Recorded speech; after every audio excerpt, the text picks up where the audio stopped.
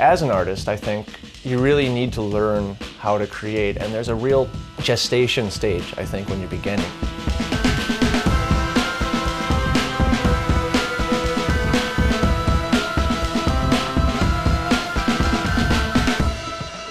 Growing up in northern Wisconsin meant that I kind of grew up in cultural isolation because I'm half Japanese and my mother's from Japan, my father is American, and they met in the Midwest. The only other Asian people I knew growing up were my brother and my mother.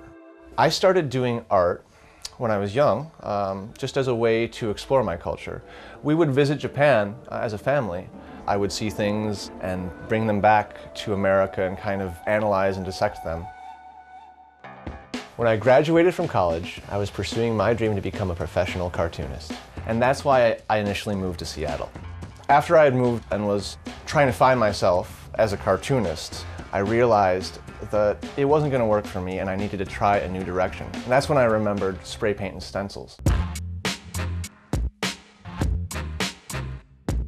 One of the challenges I faced when I first started doing stencils was basically the dearth of real knowledge out there. And you can find out anything on the internet, of course.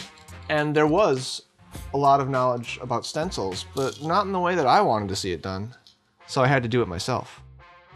The first stencil graffiti fine art piece that I really tried was combining these two different elements. I took this image of a geisha and this image of Ghetto Blaster boombox from the 80s, and I combined the two. The idea of combining anachronistic imagery to create something that you really couldn't tell when it was from. I really fell in love with that concept. So I created an initial body of work, stencil graffiti, inspired fine art. And I was sharing it around town in 2009 when I got contacted by Art Exchange Gallery in Pioneer Square. And they invited me to be part of my first group art show. Yeah. Thanks, and I was kind of inspired by that because I really love rap music, and kind of the eternal combination is the MC and the DJ. Oh yeah. Right? Yeah, You cannot. he's coding. Yeah. Can't just have one. You need both. Yeah. Right. You should be in between us, like look some into sort of each other's peace deal. eyes. So the interesting thing, the similarities and the differences between traditional Japanese woodblock and what I do with stencils is that you're carving out the positive space in woodblock, but here I'm carving out the negative space and spraying through it, right? You define the space and the pattern, and then you can use it in as many different ways as you want. And in choosing so, that's where the art comes from.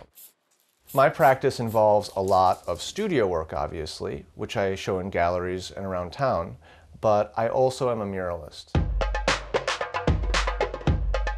I plan on being here till about maybe 2 a.m. today. We'll see how it goes.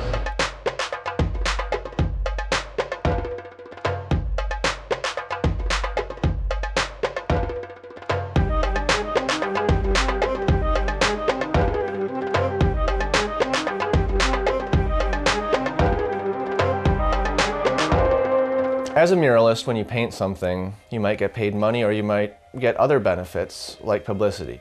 I painted the KXP mural for free because I wanted to donate my time and skill to a place that did so much for me. And I didn't necessarily expect them to ask me to work in the new space, but they have. So I'll be painting a mural in their new space as well. As an artist, one of the things I'm most proud of is just being able to travel around the world and share that with people. The response and interaction that you have with people from doing art in public spaces is truly the biggest gift you can get.